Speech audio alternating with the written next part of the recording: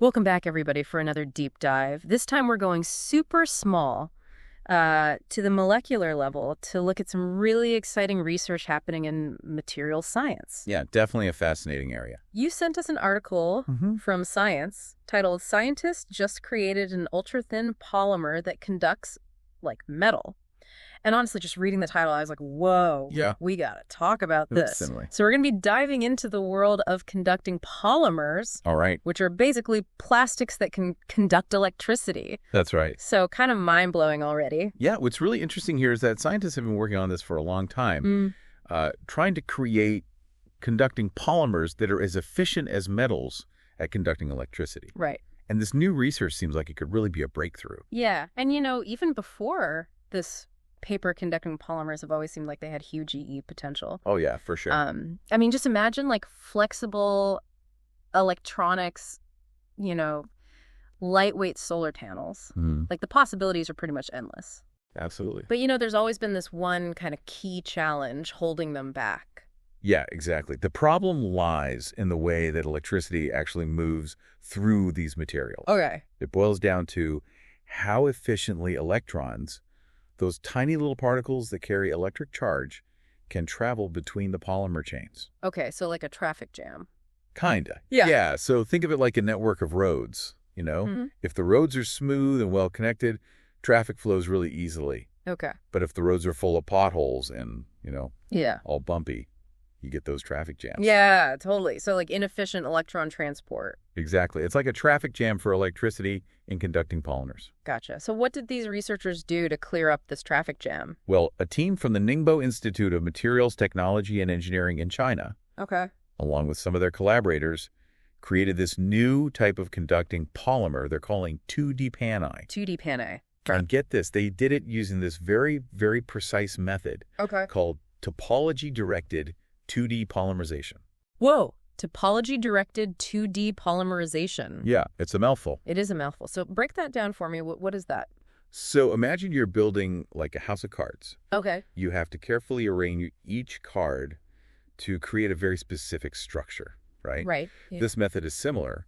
They basically used a special type of molecular scaffolding to guide the formation of these polymer chains Okay. into a very specific two-dimensional arrangement. So almost like weaving a fabric. Yeah, exactly, at a molecular level. Wow. So they basically created a superhighway for electrons to travel through. Exactly, and that's where the 2D comes in. Okay. They created a very thin, sheet-like structure which allows electrons to move much more efficiently within the material. Gotcha. So it's not just the material itself. It's about how they've structured it. Yeah. Like a microscopic level. Precisely, this unique structure with its columnar arrays and specific spacing between the layers, that's what gives 2D Pani its remarkable conductivity. Okay, so let's talk numbers now. How conductive is this new material? Well, they measured a direct current conductivity of 200 cm. Okay, and remind me again, what does that actually mean? So to put that in perspective, Yeah. most conducting polymers can only reach a fraction of that conductivity. Wow. So this is pretty groundbreaking. So this is seriously impressive. And then there's this other interesting thing in the article. They mentioned that 2D Pani's conductivity actually increases at lower temperatures, Right. which seems a little counterintuitive. But you're right that behavior is typically seen in metals, Okay. which gives even more evidence that 2D Pani exhibits this metallic-like conductivity. So another point towards something really special happening here. Absolutely. So we've got this incredibly thin, flexible material that conducts electricity like a metal. Yeah. But what can we actually do with it? That's the exciting part, right? Yeah, what are the real-world applications here? Well, this breakthrough has the potential to revolutionize a lot of things. Everything from electronics to energy storage, even healthcare. Okay, I am all ears. Let's dive into these applications. Right. Let's start with electronics. I mean, who wouldn't want a smartphone that bends and flexes without breaking? Exactly. Imagine foldable tablets, rollable TVs, even wearable devices that seamlessly conform to your body. It's like something straight out of sci-fi. I know, right? This material could actually make all of that a reality. Wow. And what about energy storage? I mean, batteries are a huge part of our lives these days. Oh, absolutely. And 2D Pani's conductivity could be a total game changer for batteries. Okay. How so? We could be talking about much longer lasting batteries for everything. Okay. From smartphones and laptops to even electric vehicles. So like charging your phone once a week or driving your electric car across the country on just one charge. Exactly. Okay, that would be a game changer for sure. Yeah. So we've got these flexible electronics, super efficient batteries. What else? Well, the article also mentioned sensors. Oh, right. Sensors, okay. This is another area where 2D PNI could have a big impact. Like what kind of sensors are we talking about? Think about like ultra-sensitive, flexible sensors that can be integrated into clothing, medical devices, or even buildings. So like smart clothing that can monitor your health? Or bandages that alert doctors to infections? Exactly. Or buildings that can adjust their temperature based on how many people are inside. It's amazing to think about how this material could revolutionize so many different industries. It really is. So we've talked about electronics, energy storage sensors. Is there anything this 2D PNA can't do? Well, it's important to remember that this is still early-stage research. Right. So there are definitely challenges to overcome before we see 2D PNA being used everywhere. Like what kind of challenges? Well, scaling up production is a big one. Okay. Right now, they're making these materials in labs. Yeah. But to produce them on a large industrial scale, we're going to need some more innovation. That makes sense. And then there's always the cost factor, too. Right. Cost is always a consideration with new technologies. Yeah. But the good news is the starting materials for 2D PNI are relatively inexpensive and abundant. So as production methods improve, the cost should come down. So it's really just a matter of time. Yeah, we just need to be patient and let the science do its thing. But it's clear that even at this early stage, 2D PNI represents a major breakthrough in material science. Absolutely. This research has done more than just create a new material. Okay. It's opened up a whole new way of thinking about how we design and engineer materials at the molecular level. That reminds me of something you said earlier about 2D PNA and kind of bridging the gap between organic and inorganic materials. Oh, yeah. Can you expand on that a bit? Sure. So traditionally, we think of electronics as being rigid and made of metals and silicon. Right. But 2D PNI really challenges that way of thinking. It shows us that we can achieve similar or even better performance using flexible organic materials. Wow, so this is more than just a single new material. Exactly. It's like a fundamental shift in how we approach material science. It really is. It's about blurring the lines between the natural and the artificial.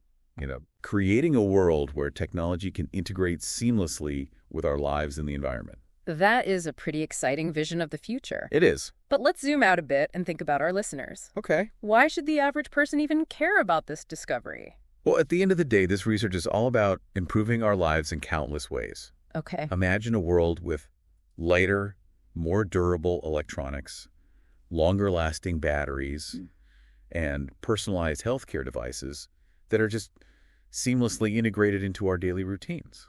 Yeah, I'm starting to get a clear picture of what that future might look like. But, this is just one research paper. Right. One team of scientists. What else is happening in the world of conducting polymers? Well, this research is definitely at the forefront, Yeah. but it's not happening in isolation. Okay. There's a whole community of scientists all over the world working on developing new and innovative conducting polymers. So this is a field that's really gaining momentum then. Absolutely, and that's a good thing.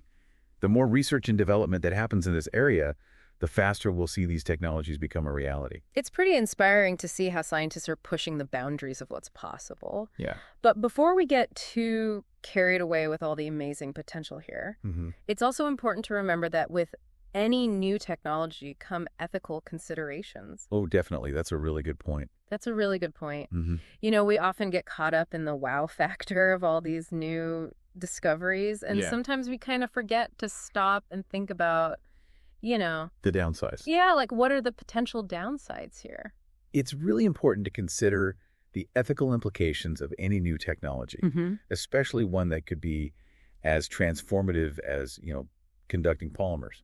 Right. And for example, we were talking about biocompatible sensors that could monitor our health in real time, which is amazing. Yeah. But then you start thinking about, okay, who has access to that data? Exactly. How is that data being used? Huge questions. And as these technologies get even more sophisticated, we really need to have some open and honest conversations about, how to use them responsibly and ethically. It's a good reminder that scientific progress, it can't just happen in a vacuum. Definitely. We have to also think about the ethical side of things. We can't just blindly embrace new technologies without thinking about those potential consequences. Yeah, find that balance. Absolutely. Finding the right balance between innovation and responsibility. Okay, so to wrap things up, what's the one big takeaway you want our listeners to have from this deep dive?